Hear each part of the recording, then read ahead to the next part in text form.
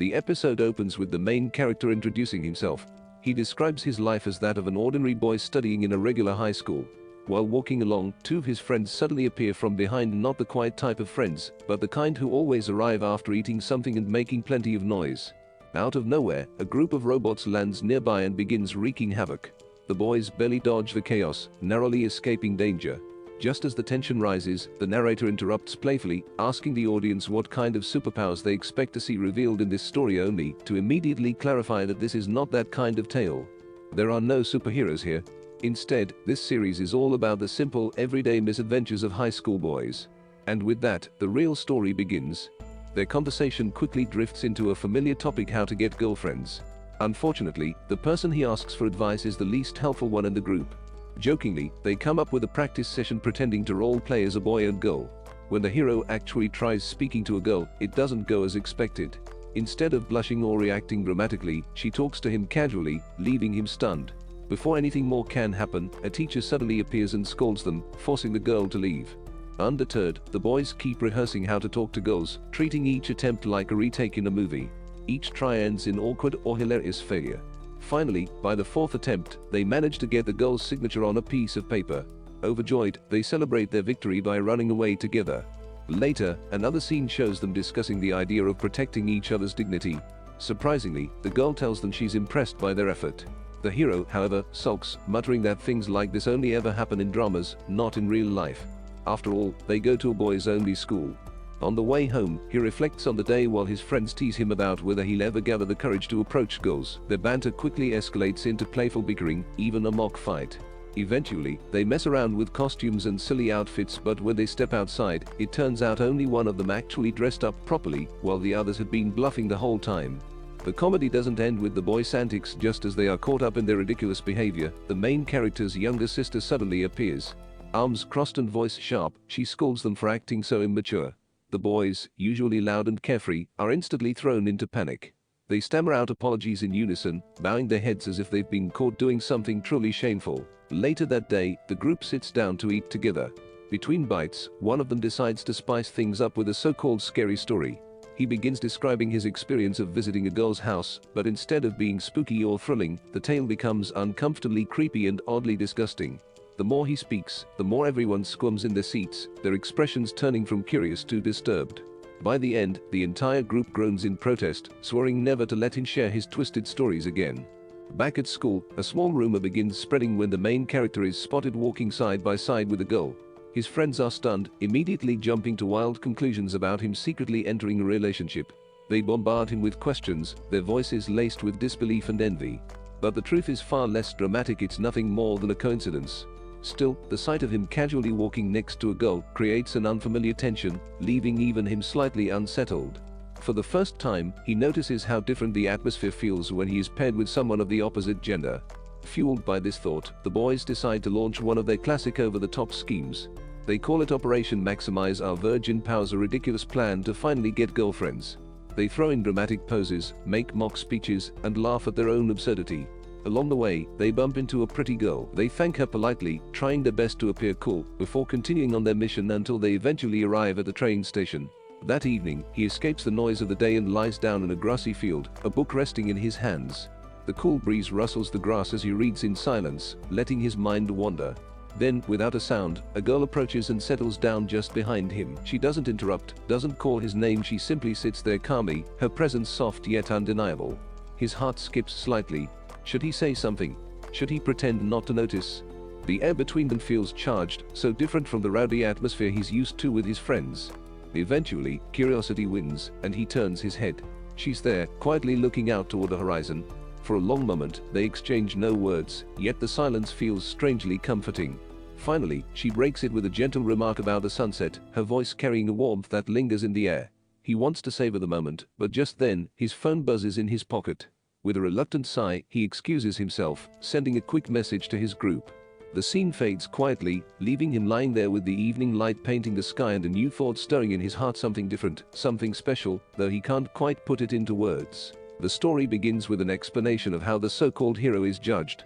Each time, his strength and mistakes are measured carefully. Every move matters, because in this game, the stick he holds is not just a stick, it is treated as if it were a real sword.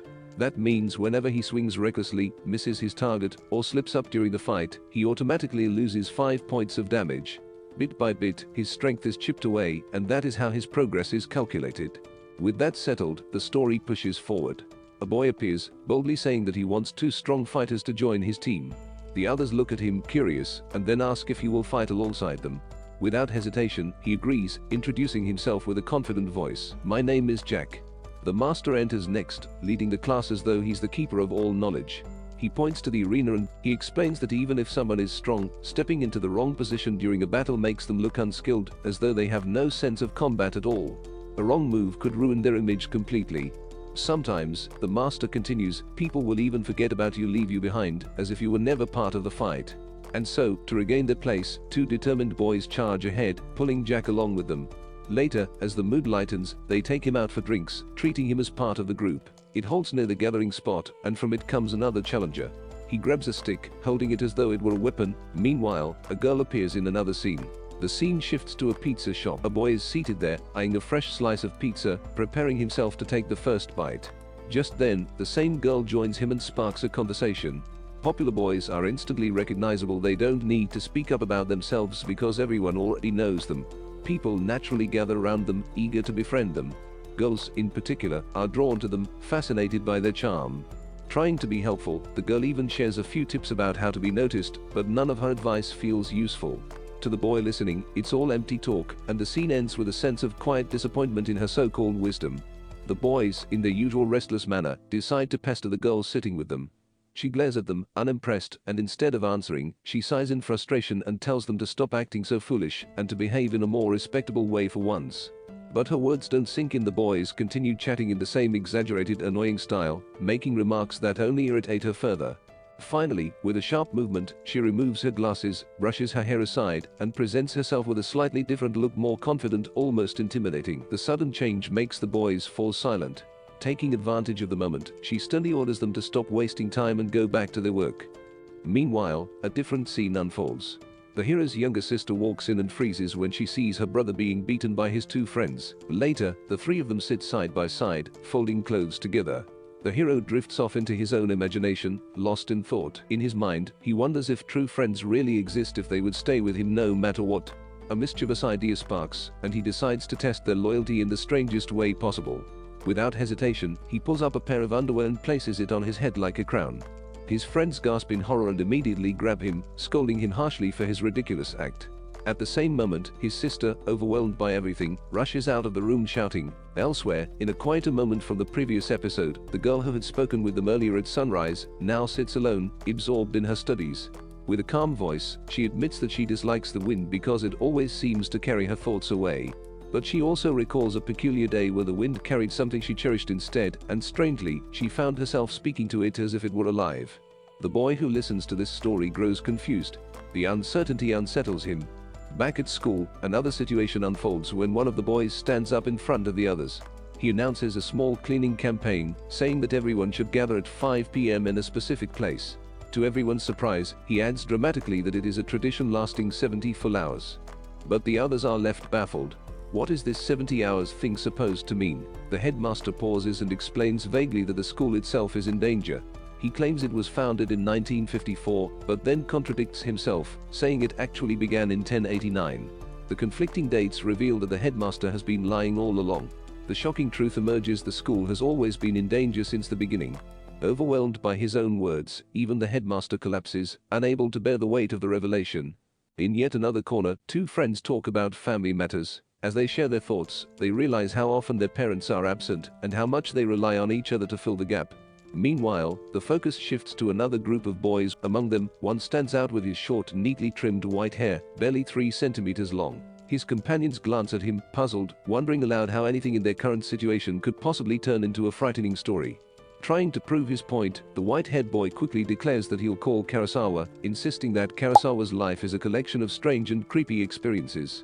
With a mix of excitement and dread, he recalls one such incident. He describes how, one evening, while applying facial cream in front of the mirror, his nose suddenly began to bleed uncontrollably. He had frozen in shock, staring at his reflection as the blood trickled down. Yet, even as he recounted it, he admitted that it wasn't truly terrifying, just bizarre and unsettling. The boys then shift their attention to Kurosawa's own strange story, the one involving his hat and a cigarette. He explains, though not in full detail, how someone once tried to snatch his hat, and the moment they touched it, odd, inexplicable things began to happen around them. The atmosphere grew heavy and strange, as if the hat itself carried some hidden curse. Refuses to reveal everything, leaving the mystery hanging in the air, and his friends both intrigued and uneasy. The episode then takes a sudden leap into an entirely different setting, a magnificent palace. In one of the grand chambers lies a girl with flowing pink hair, sprawled lazily on a luxurious bed. With a groan of discontent, she mutters that she doesn't want to go to school. Her butlers, lined up dutifully by her side, remind her that she must attend, as it is her responsibility. The girl tries to escape the inevitable by insisting she feels sick, but none of them buy her excuse. Instead, one after another, each butler comes up with increasingly ridiculous reasons to counter her refusal. One mentions death, another brings up property inheritance, another jokes about illnesses, none of which make any logical sense, and none succeed in getting her out of her obligation. Overcome with frustration, the girl sits up abruptly and lets out a loud, exasperated scream. She shouts with such force that one of her teeth actually pops out of her mouth and falls onto the bed. To make the scene even more absurd, one of the butlers casually picks up the tooth and starts playing with it, as though it were a toy. Finally, worn out from the struggle and unable to argue any longer, the pink-haired girl huffs angrily, throwing her arms down at her sides. After the opening, the scene shifts. All the boys are now gathered together inside one of their homes. A large piece of paper is taped to the wall with the words "Summer Vacation" boldly written across it, giving the moment an almost official atmosphere. Soon, the conversation takes a more serious turn, though in a way that's intentionally exaggerated for comedy. One boy clears his throat as if presiding over a formal meeting. The group nods like executives at a conference table, brainstorming activities with absurd sincerity. The anime itself pokes fun at their mock seriousness, showing that while they act as though they're planning something grand, they're really just wasting time debating trivial ideas. Eventually, someone puts forth the classic suggestion: how about the beach? At once, the mood shifts, the entire group lights up with unanimous approval. The next scene unfolds at the seaside. Waves crash gently in the background while the boys run across the sand. Their antics continue in comedic fashion. One of them looks extremely uncomfortable and grumbles loudly. His outfit makes him look as though he's the only one following school policy to the letter, while the others are casually dressed in stylish beachwear. They tease him, telling him to stop worrying and just relax, but his frustration only fuels the comedy. As the day goes on, the boys wander around the beach, splashing in the water, laughing, and exploring like carefree kids. Eventually, they stumble upon an unexpected sight: a ping-pong table set up right near the shore. Without hesitation, they decide to play. But, in true comedic fashion, they don't just play a normal match. They establish strange rules. Anyone who loses must face a ridiculous penalty. The highlight of this punishment is delivered by the student council president, who gets to lightly punch the loser. The scene ends with the group laughing, competing, and taking the penalty with exaggerated reactions, perfectly capturing the chaotic and playful spirit of their summer adventure. From there, the scene transitions to a quiet restaurant. The boys sit together, eating as they talk about how summer vacation is already nearing its end. A nostalgic song plays softly in the background, carrying viewers into a gentle memory montage that captures the fleeting warmth of their summer days. The focus then returns to Hayden, who is at home watching TV. A phone call interrupts him, and when he glances at the calendar, he freezes. The realization strikes: summer is officially over. The following morning, Hayden boards his usual bus, or train, to school. Among the passengers, his attention lands on a girl he has often seen during his commute. This time, however, he notices something new. A delicate charm hanging around her neck, which somehow makes her presence even more captivating. Though intrigued, Hayden hesitates, lacking the courage to speak. Even after some encouragement from his friend, he struggles with the decision. But as the train pulls into the station, he decides he can't stay silent any longer. Summoning his courage, Hayden approaches her and gently points out the charm she's wearing. She turns to him with a warm smile, thanks him, and in that simple exchange, a special moment is created. Finally, the anime shifts once more into a contrasting skit, this time spotlighting a group of high school girls in a small city. They introduce themselves with playful confidence, claiming they can do anything, whether it's making music, swimming, or just hanging out together. The girls roll around, laugh, and tease each other, their antics echoing the carefree energy of the boys earlier. With their light-hearted playfulness, the episode ends on a fun, cheerful note. As the evening settles in, 12 boys are scattered around the room, sitting in small clusters and whispering among themselves. Their voices are low, secretive, carrying the kind of energy that instantly makes me feel left out. From a distance, it seems like their usual chatter, but when I listen closely, the topics keep shifting unpredictably, jumping from risque late-night movies to politics, even brushing past the Democratic Party. These are the sort of conversations they'd never normally have if I was sitting with them. Suspicion creeps in. Just as I'm caught in this unease, two boys suddenly stand and drift toward the exit. They're boys from a completely different school, busy preparing for their own upcoming cultural festival. From behind them, voices echo, bright, cheerful voices of girls calling out, "President, President." That's the moment the paths of two groups cross. The boys from one school and the girls from another, meeting for the very first time. The girls stride forward with confidence, telling the boys not to be so stiff and nervous. Their boldness breaks the initial tension as they lead the way into the student council room, with the boys trailing behind. Inside, the room carries the proper air of formality. It is the student council room, after all.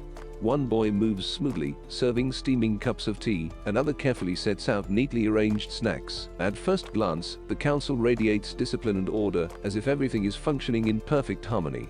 But once the girls settle in, that harmony fractures, the atmosphere shifts, becoming playful and messy.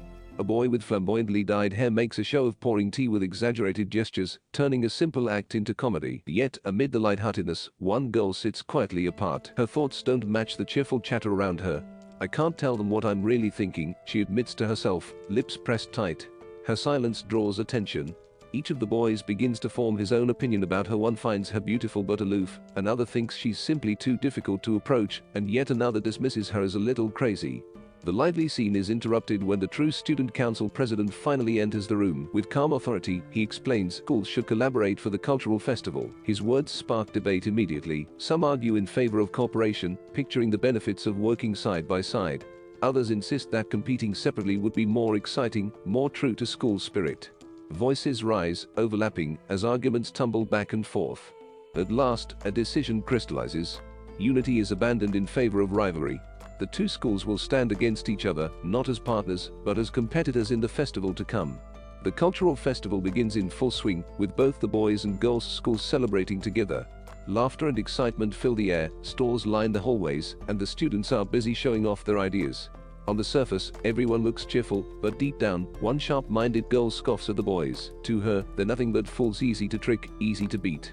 She confidently thinks that she'll outwit them no matter what. Meanwhile, the boys have their own mischievous plan. They prepare a haunted setup to scare the girls, determined to prove themselves superior through clever pranks and dark tricks. When the girls finally step inside, the atmosphere is eerie: dim lights, strange sounds, and sudden jump scares. Two of the girls immediately scream in terror, trembling at every corner, while one manages to keep a straight face. But as the scare grows more intense, one faints dramatically, and the rest scatter in panic. The boys laugh and proudly declare victory, thrilled at how perfectly their prank worked. But the confident girl doesn't back down. She steps forward and challenges them with bold words. "If I scream out of fear, then you can truly call this your win." The boys accept, eager to see her break. The boys cheer, feeling they've officially claimed their victory. The whole thing is revealed to be part of the entertainment program, much to the amusement of the audience watching. The scene shifts away from the festival to a quieter moment. At a reception desk, another girl complains to her coworker about her struggles at her part-time job. She vents her frustrations, how it's stressful, how unreasonable the customers are, and how the work feels endless. The conversation drags on, losing its energy, until finally she sighs in defeat and mutters. With that, the scene closes, a slice of mundane life contrasting the festival chaos. Back at the festival, tensions rise as the presidents of the girls' school and the boys' school clash. What begins as sharp words quickly escalates into a heated argument, and before long, they're bickering like children, neither willing to back down. Onlookers grow anxious, worrying the festival might be ruined by this quarrel. But instead of ending in disaster, the argument transforms into something unexpected: a musical showdown. A student band bursts into an energetic song, and the confrontation plays out in rhythm, as though the music itself fuels the intensity of their fight. The performance grows wild. Students on both sides join in, cheering, singing, and shouting. But the chaos spirals out of control when one of the girls accidentally strikes a boy in the middle of the frenzy. The match ends in confusion, leaving everyone out of breath. The girl involved reflects with a sly smile. "It didn't exactly go as I planned, but somehow, I've still won." As evening approaches, the festival comes to a close. Both schools, despite the messy competitions and the chaos, feel satisfied. They've laughed, fought, and celebrated, and in the end, the cultural festival is remembered as a success. But the episode doesn't end there. In the post-credits scene, the three main boys are hanging out as usual, joking and teasing one another. A girl approaches, trying to prove a point by calling one of them out, but he only turns her words into a playful joke, leaving her frustrated. Kurosawa suddenly steps in, trying to act bold and courageous, but he's brushed aside as the others ignore him and continue their nonsense. The conversation shifts to something silly, arguing about high school popularity and who has the most appeal. Out of nowhere, one of them tosses chocolates into the air. Instantly, the boys pounce like monkeys, scrambling and grabbing the treats with no shame. They stuff their mouths full, laughing like fools. Watching them, the girl shakes her head and mutters with exasperation, "You guys are completely hopeless." At Go Middle School, a group of boys gathers after class, lounging together in their usual spot. Instead of doing anything serious, they decide to entertain themselves by dubbing random voices, turning ordinary chatter into over-the-top performances. Each of them tries to match the voices with characters of their own age, making the scenes even funnier. One of them suddenly suggests, "We should make a proper script for this," and, without hesitation, everyone jumps in with wild enthusiasm. The improvised drama kicks off. One boy raises his voice with exaggerated intensity. Meanwhile, elsewhere in the schoolyard, another boy strikes up a conversation with a few girls. His face beams with joy as he says, "Wow, I'm so happy to meet you all." For a moment, he feels like the luckiest guy alive. But then, realization hits like a punch to the stomach. These aren't just random girls, they're all friends of his older sister. The girls smile kindly, laughing together as but in his mind, panic takes over. He feels their eyes on him, amused by his nervous stammering. He knows they can sense his discomfort. And yet, as awkward and humiliating as the situation feels, he can't shake the thought that life is still larger than these tiny moments of pride. The embarrassment stings, but it passes. The everyday rhythm of school life keeps flowing, ridiculous and unpredictable as ever. One girl leaned forward mischievously, her eyes sparkling as she teased. The boy instantly flushed red, his hand brushing self-consciously across his chin, embarrassed by her remark. Before he could hide any further, his sister chimed in sharply, wagging a finger at him. Her words only made his ears burn hotter, but then, instead of making things more serious, the tension broke. Within seconds, the group of them exploded into uncontrollable laughter, doubling over, clutching their stomachs, even rolling on the ground, as if the world's funniest joke had just been told. What started as harmless teasing turned into a childish game of pointing fingers, chasing each other around, and giggling until they were breathless. The boy, though initially embarrassed, finally sighed in relief once their laughter died down. A short while later, the boys ended up crossing paths with the student council girls, who were standing near the equipment shop, chatting while picking out supplies. The atmosphere was casual until someone suddenly realized with horror, time had slipped by without notice, and nearly half an hour had already passed. Their hearts sank as the thought hit them. The awkwardness only worsened when one boy stepped forward, narrowing his eyes. "Hey, are you guys bothering those girls?" he demanded. The others stiffened in shock.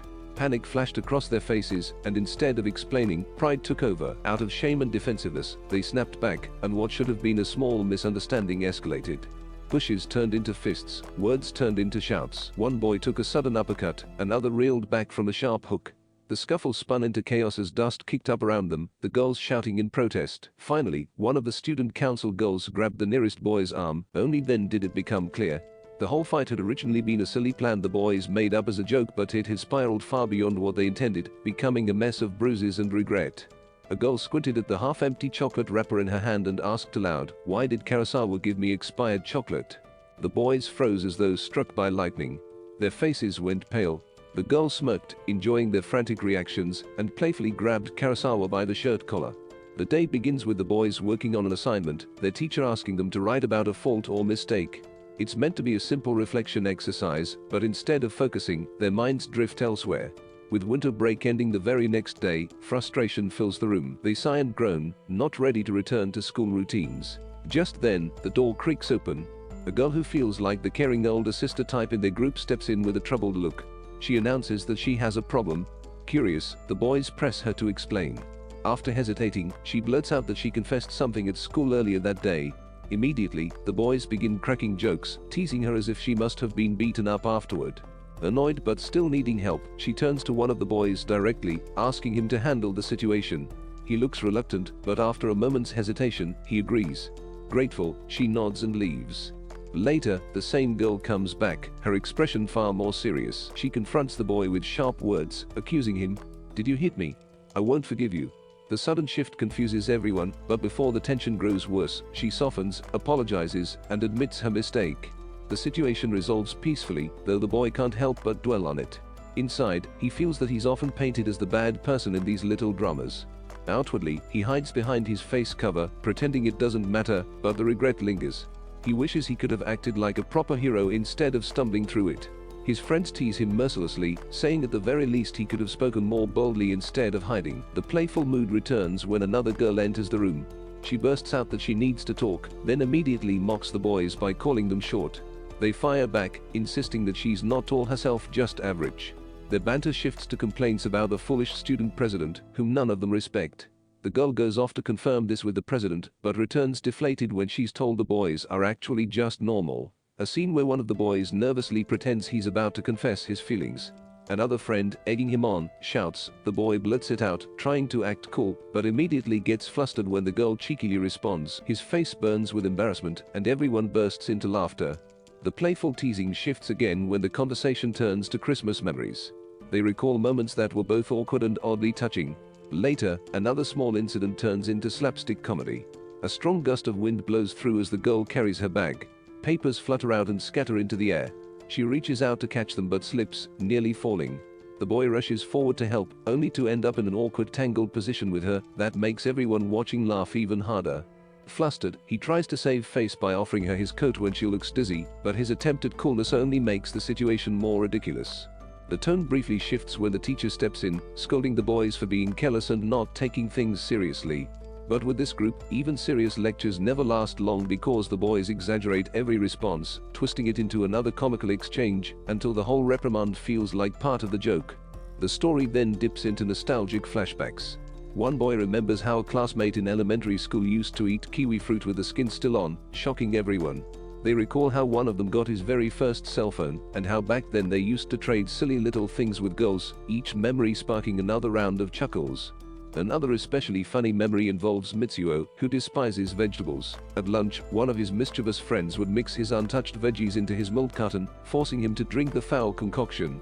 When this old trick is brought up, Mitsuo immediately protests, embarrassed, but his reaction only makes everyone laugh louder. Later on, we find the boy sitting alone, looking worn out and a little heartbroken, replaying the strange exchange in his head. Two of his friends notice and casually wander over. They try to comfort him. After chatting idly for a while, the two eventually leave.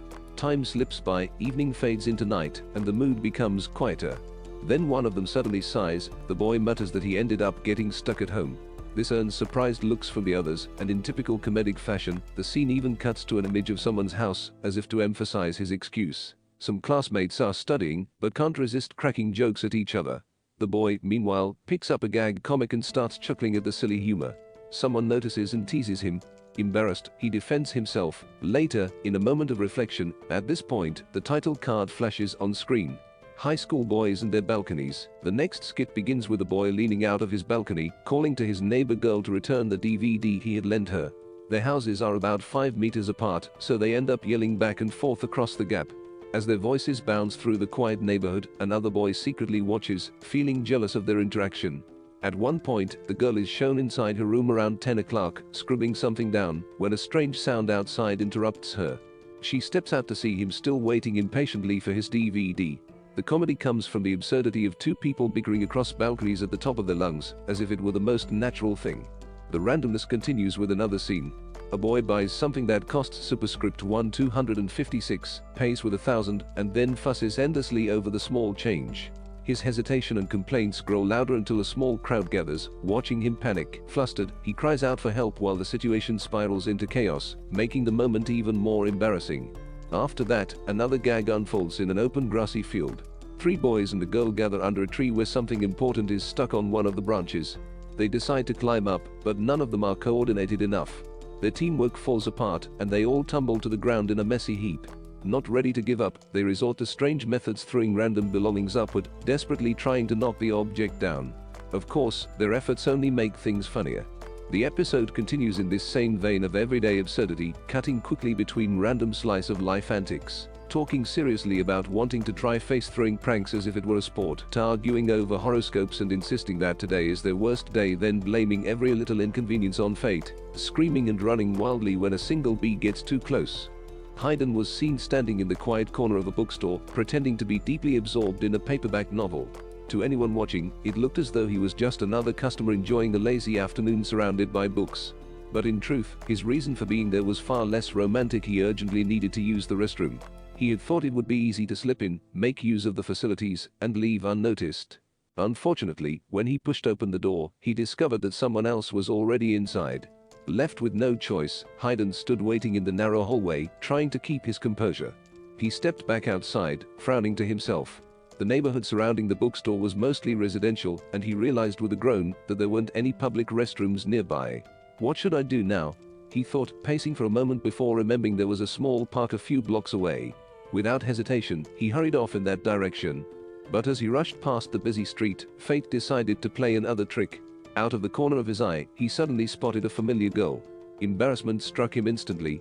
This was the same girl who often appeared in the comic-like daydreams he conjured in his head. Panicked, he straightened his posture and forced himself to act as if nothing was wrong, as if he had no urgent need at all. With an awkward smile plastered on his face, he walked past her quickly, pretending to be carefree while inside, he was suffering. When he finally reached the park restroom, relief washed over him until he discovered there was no tissue paper. His shoulders slumped in defeat.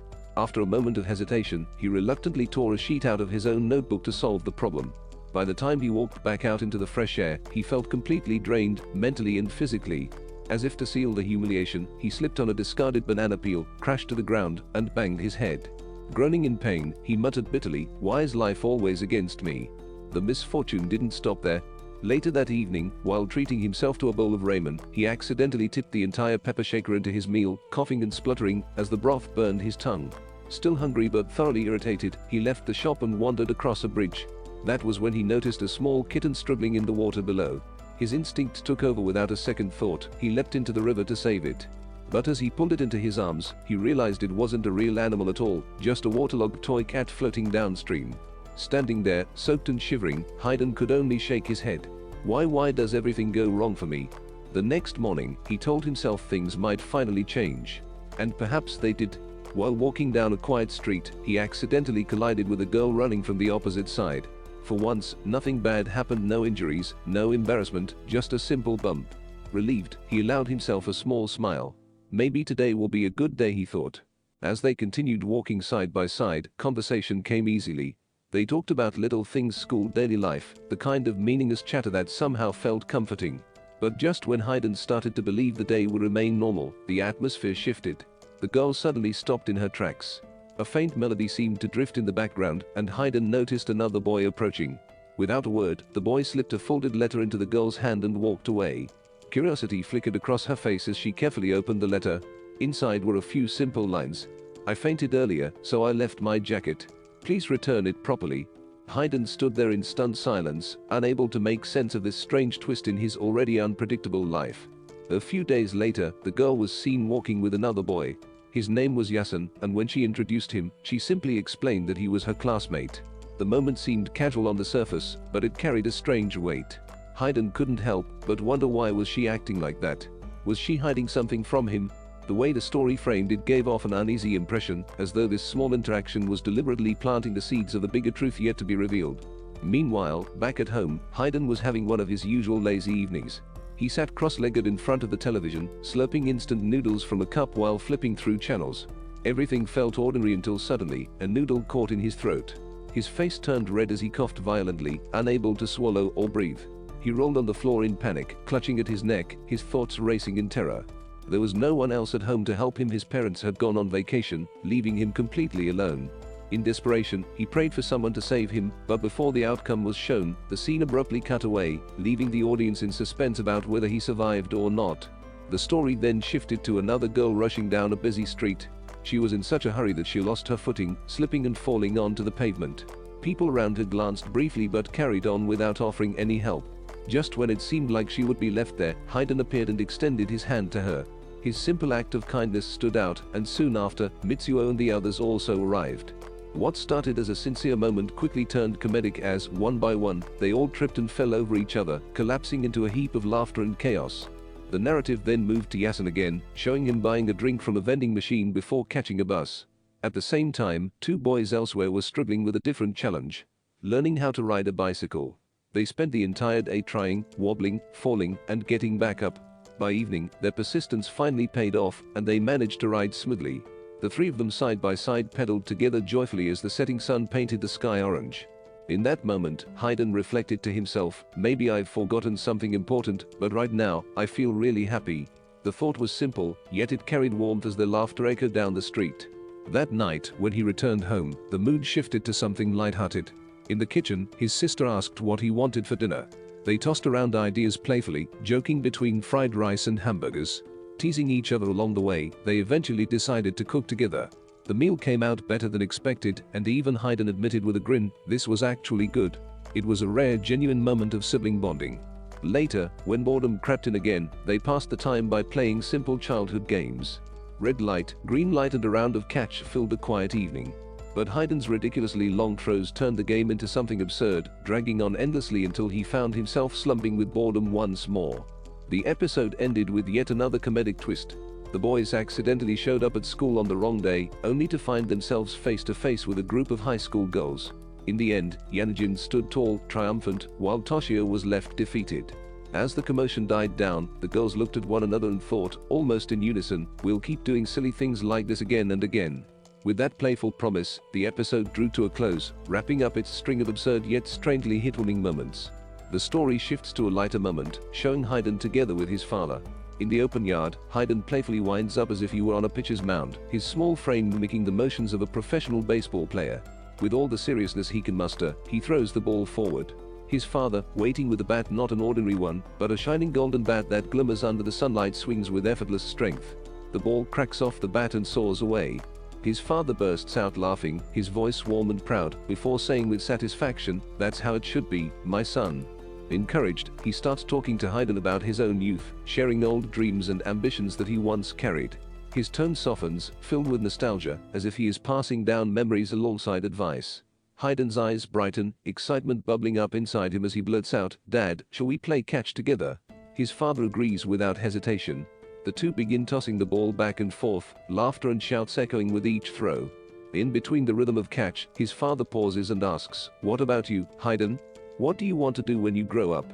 Without hesitation, Hayden replies, brimming with sincerity, "I want to go overseas and help people, help everyone in every way I can." His father smirks, teasing him with a sarcastic lilt, "A little guy like you. Do you really think you can do all that?" Hayden's cheeks flush, and he stamps his foot in protest. "Don't say things like that," he shouts, indignant but determined.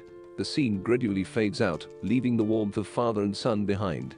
Later, Hayden returns home, only to find himself standing outside the front door. He jiggles the handle, it's locked. When he asks around, someone tells him that his mother has taken the house key with her on vacation and won't be back for 3 days. Hayden groans in frustration. That means, for the next 3 days, he and his friends are left without a way into the house. The focus then shifts elsewhere. A girl is shown walking alone, her steps quiet, her expression distant. She sits down in an empty spot, wanting to be by herself. Suddenly, another girl appears and sits down right beside her, far closer than she expected.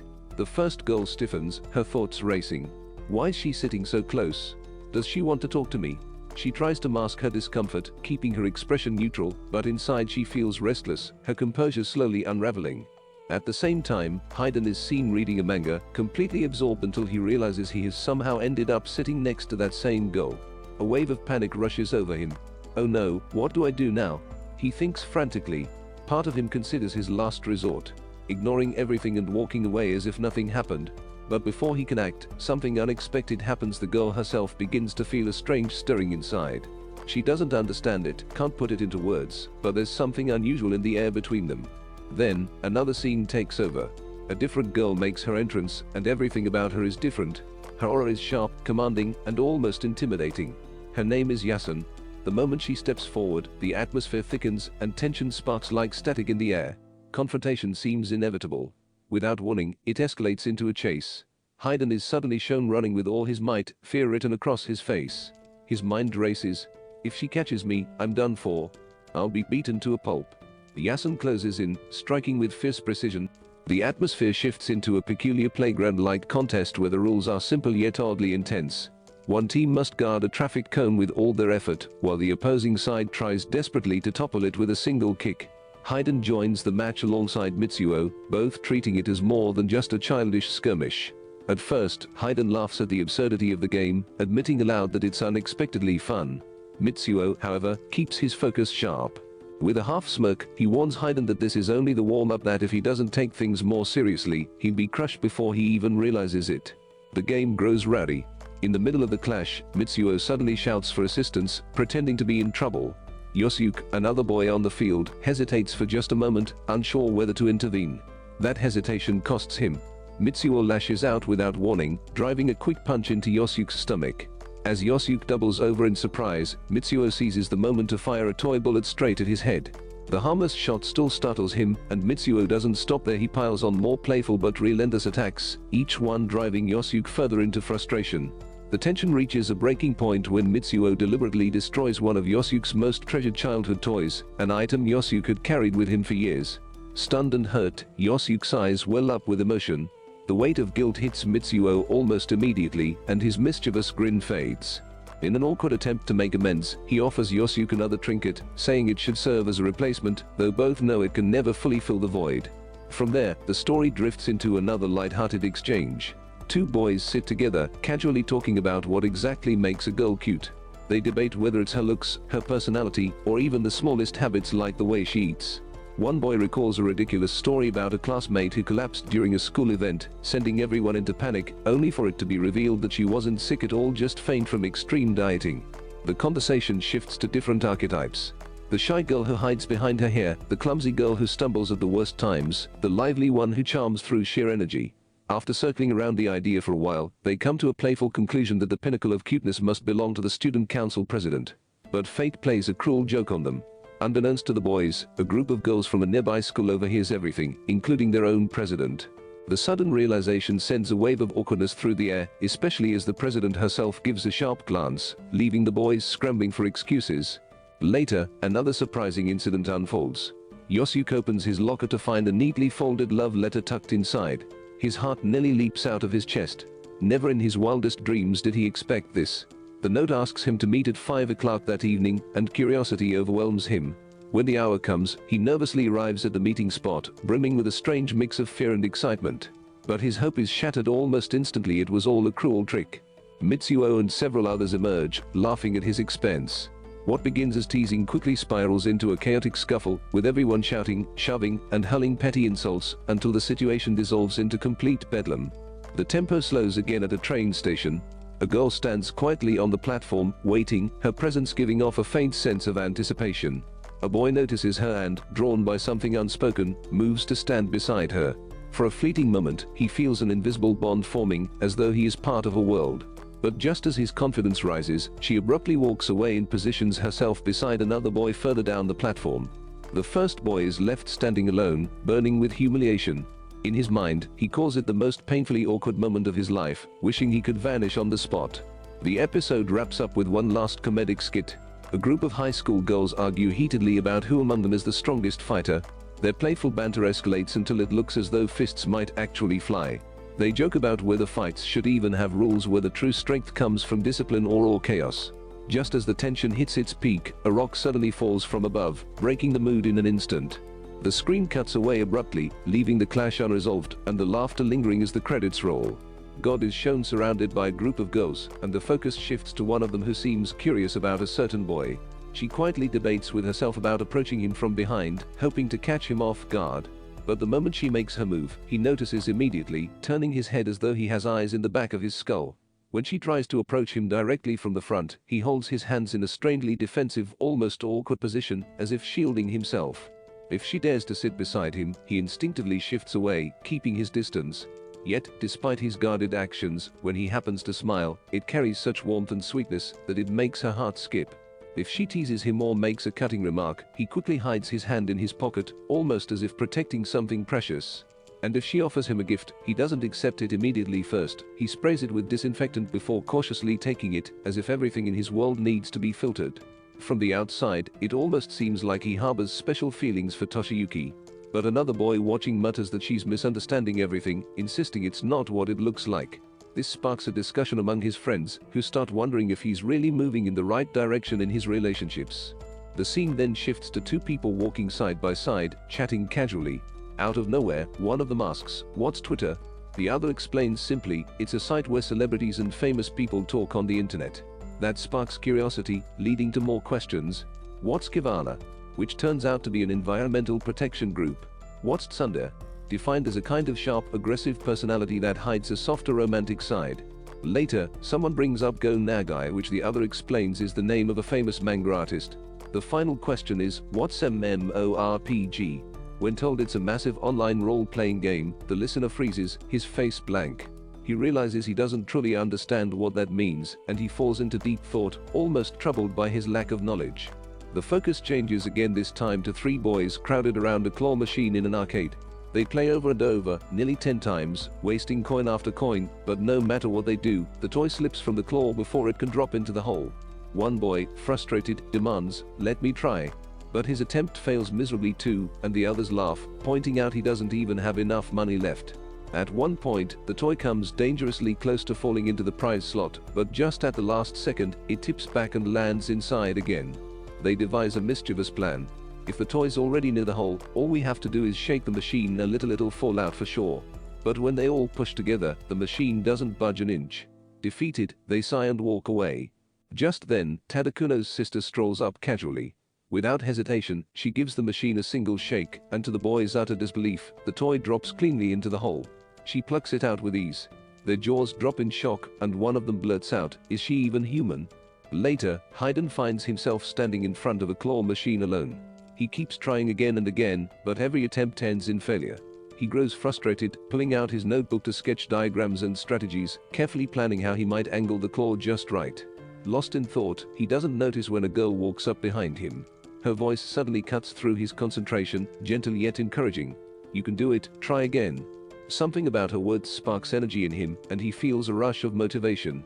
For a moment, he even wonders if she's been planted there by the arcade staff to trick customers into playing longer. Still, he pushes aside his suspicion and tries once more. This time, to his astonishment, the claw grips tightly and drops the toy into the prize slot. The girl claps and beams, "Awesome. You should come again." But Hayden, clutching the toy in triumph, glares at the machine as if it were an enemy. He mutters darkly, "I'll never come back again." The scene shifts to focus on another boy. A girl approaches him curiously and asks, "Why are you standing here?"